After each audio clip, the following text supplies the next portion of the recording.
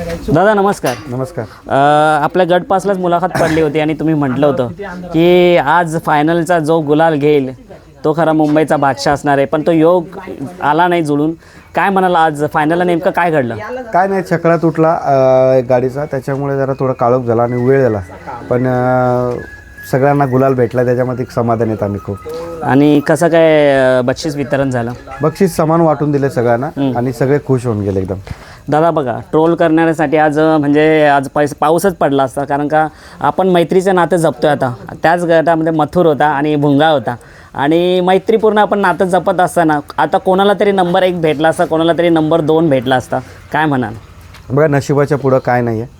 शेवटी नशीब ज्याचं असेल त्याला 1 नंबर होईल आणि ज्याची नीतिमत्ता साफ असेल त्याचं 1, आणि ते बैलामध्ये धमक लागेल.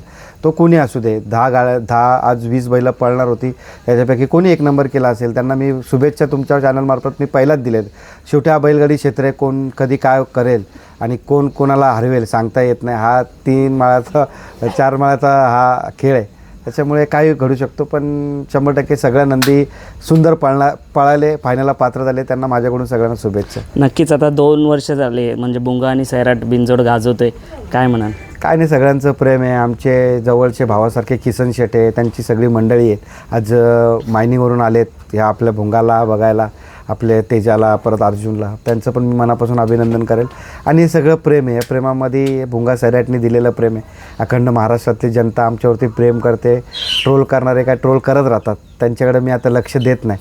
पण जे आमच्याबद्दल चांगले बोलतात, जे आमच्याबद्दल चांगले विचार करतात, 100% भावांनो, तुमचं जे तुम्ही सांगाल ते मी स्वतः तुमच्या ते तुम्ही हे टाकता, कमेंट्स टाकतात, ते वाचून तुम्हाला जी लढत करण्याचा किंवा बघण्याचा प्रयत्न असेल ती लढत मी करण्यासाठी फक्त तुम्हालाच प्राधान्य देईल आणि तुमच्यासाठी ती लढत करवायचा मी प्रयत्न करेल.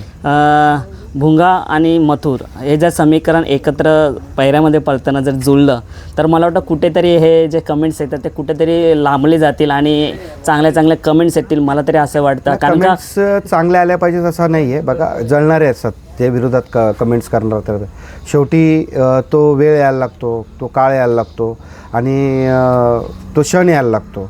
आज भुंगा सैराट पळते म्हणून ही गाडी बिनजोडला छान पळते, परत मेहरबानाने भुंगा पळतो, ही 3 फेऱ्याला चांगले पळते.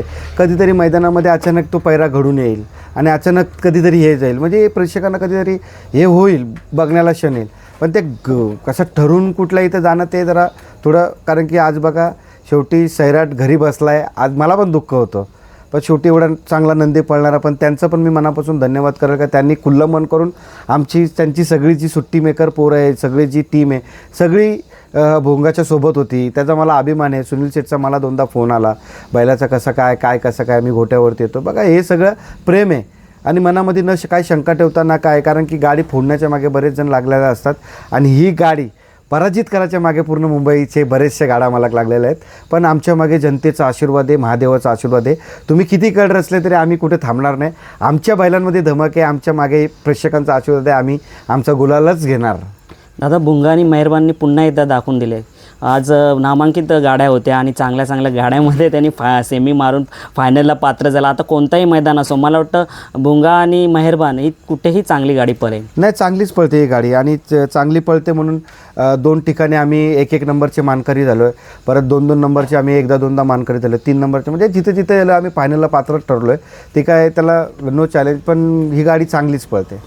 दादा काय बोलाल, आज प्रत्येकाच्या कपालावरती गुलाल भेटण्यासाठी लोक इथे येतात 3 फेऱ्यासाठी, ना की बक्षिसांसाठी. कारण का 3 फेऱ्याचा गुलाल हा आपल्या बॅनरवरती लावण्यासाठी लोक तयार असतात की हा बाबा या मैदानात आपला बैला प्रथम क्रमांक, द्वितीय क्रमांक, तृतीय क्रमांक, त्याचं नाव वाढतो. असंच ज्यांनी मैदान ठेवला होता राजा 777 नावाने, सोनू शेठ भोपतराव यांनी मथुर आणि सिकंदर एकत्र पळाला आणि त्यांच्यासुद्धा कपाली गुलाल लावला. काय म्हणाल? सगळ्यांना अभिनंदन, सगळ्यांना शुभेच्छा. बघा, तिथे 1 नंबरची आपली ट्रॉफी होती, तर मी आणि बरेच आपले गाडा मालकांनी असा डिसिजन घेतला होता. आपले वडकीचे पाहुणे होते 22-11 ते ह्या आपला सोन्या बैलाचे, तर ते आपले पाहुणे होते. ओमकार ओमकार मिसळ. ओमकार मिसाळ माझं मित्रच आहेत चांगले. आणि सोन्याने भुंगा पण एकदा पळाला होता, तर ते पाहुणे होते. त्याने 1 नंबरची आपण ट्रॉफी द्यायचं त्यांना आपण हे पण प्रयत्न पण करत होतो. पण बरेचशा गाड्या मालकांच्या नंतर 2-4 असतातच,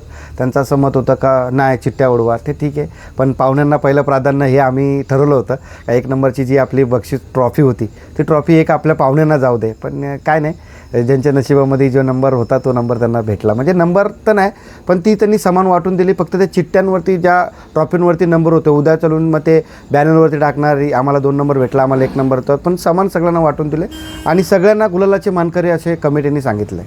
नक्कीच दादा, काय बोला, सैराट आणि भुंगा A1 जोडी. आता इताड्याचा स्विफ्टचा मैदान बघा, स्विफ्ट आहे, 12 टू व्हीलर आहे, 12 फ्रीज आहेत आणि जिंकेल त्यालाही आहे आणि हरेली त्याला आहे. सुंदर मैदान आयोजित केलं आहे. पण आता बघा तुम्ही, बघा आता किती वाजले, हे 8:30 वाजले. आता बैल जाणार 2-3 तास, 2 तास पोचणार. आता उद्या त्याचे काय कंडिशन आहे, तर भुंगाचं माहिती आहे कसं काय खातो पितो, म्हणून मी उद्या संध्याकाळी डिसिजन घेणार. सुनील शेठ आल्यानंतर बघू कसं काय पळवायचं का नाही पळवायचं. पण 100% तो फ्रेश असला तर पळवणार. त्याला वाटला मला का बैल थोडं नरम आहे तर थांबणार नक्कीच. दादा, माझी आणि आमच्या यूट्यूबरची कलकलीची विनंती आहे, आम्हाला ना विठ्ठल नाणार बघायचं आणि ते तुमच्याचद्वारे आम्हाला बघायला भेटेल. तो क्षण कधी येईल दादा? तुम्ही आजच आपण बोलवला असता, पण कसं आहे नानांना पण आज तिकडे पण मैदान चालू आहेत, त्यांची पण बैल आहेत. आज 3-3, 4-4 बैल त्यांची तिकडे पळतात आहे. नाही तर तिकडे मैदानं नसती तर 100% आपण नानांना बोलवला असता. आणि 4 तारखेचं मैदानाला समजा वरती मैदान नसेल तर 100% आपण बोलून घेऊ. तेजा आणि चिक्या कसं नाव करतोय नानाचं? चांगलं पळते, गाडी सुंदर पळते. आणि मध्ये थोडा आजारी होता तेजा, पण आता सुंदर जाईल तिथल्या मैदानात 1 नंबर करतोय.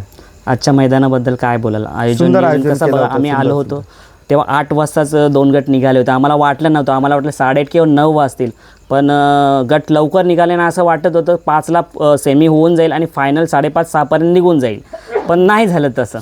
सुंदर आयोजन केलं होतं. आयोजकांचं मी म्हणून अभिनंदन करेल का जी गोष्ट त्यांनी बोलले होते 8ला झेंडा पडणार म्हणजे पडणार, तसंच त्यांनी घडवून दाखवलं. फक्त थोड्या गाड्या मालकांच्या चुकीमुळे थोडा लेट झाला, नाही तर फायनल पण गुजरात बघायला भेटले असते. आता बिनजोड आणि 3 फेऱ्यामध्ये या ढालीला तुम्ही किती महत्त्व द्या? या ढालीला महत्त्व आहे, बिनजोडमध्ये गुलालाला महत्त्व आहे आणि याच्यामध्ये ढालीला महत्त्व आहे. कारण की हेच आपलं बैलांनी कमवलेला एक बक्षीस आहे. त्याच्यामुळे ही बक्षिसं आपल्याकडं आठवणी म्हणून राहतात आणि ती आठवणी कधी पोचली जातात. ज्या टायमाला ज्या ढालीच्या वरती आपली माझ्या घरामध्ये मी सगळे ढाली लावलेले आहेत, त्या ढालीवरती आपण नजर जातो, त्या ढालीवरती आपल्याला तो क्षण आठवतो. या मैदानामध्ये भुंगाने 1 नंबर केला, या मैदानामध्ये 3 नंबर केला, या मैदानामध्ये 2 नंबर केला, त्यावेळेला तो क्षण आठवतो आणि ती आठवण आपल्याला आयुष्यभर आपल्या मनामध्ये रुजली जाते.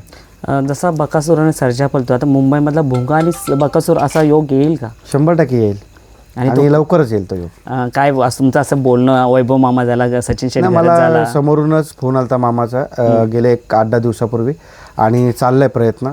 येणाऱ्या काळामध्ये जेव्हा बिनजोडचा मैदान असेल बकासूर भुंगा आपण पळूया. म्हणजे बकासूर प्रेमीसाठी आणि भुंगा 100% ती गाडी तो देव आहे या बैलगाडी क्षेत्रामधले आणि देवाच्या बरोबर पळायला तर आम्हाला पण मला पण हौस आहे. ज्या टायमाला चांगलं असं आयोजन असेल त्या टायमाला बकासूरला आपण बोलूया आणि प्रेक्षकांसाठी बकासूर आणि भुंगा ही गाडी पळूया. चला, मी आता तुमची रजा घेतो आणि भुंगाने जे कारकिर्दी केली ते अशीच कायम राहू. धन्यवाद. तुमचं प्रेम असंच राहू द्या आमच्यावरती.